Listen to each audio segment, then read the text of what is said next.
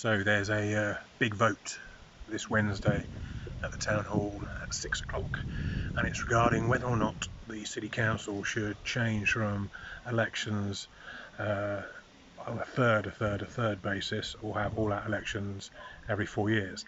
If they agree, if they vote, then basically it means that next May there could well be all-out elections. So I think, from what I've seen, that the Conservatives as an administration are in favour, but I think they're getting pressurised by the government boys and girls who've been sent in to sort the finances out.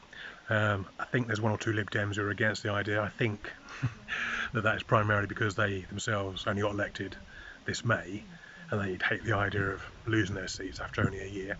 As somebody who is a former Lib Dem, and for many years thought that the idea of a third elections was good, and the whole argument about smaller parties benefiting, I think after 22 years of complete failure to remove the Tories shows that the system is not what's needed. It's a better standard of candidates, my opinion.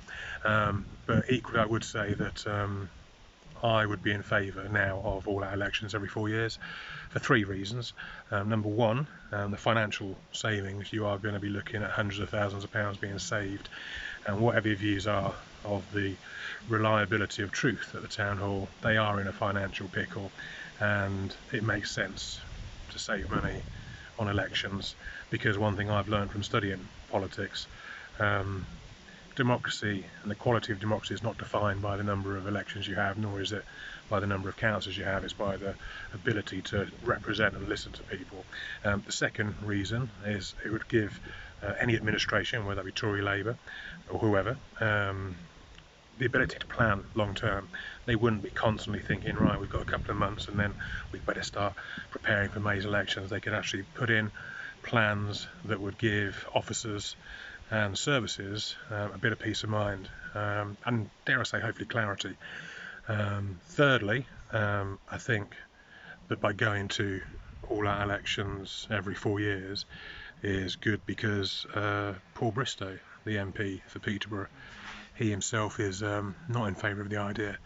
And again, I'm under the impression that that is because they have so few activists these days locally that they themselves, despite having lots of money, they don't have the manpower to fight all-out elections. But yeah, it'll be interesting to see how it works out.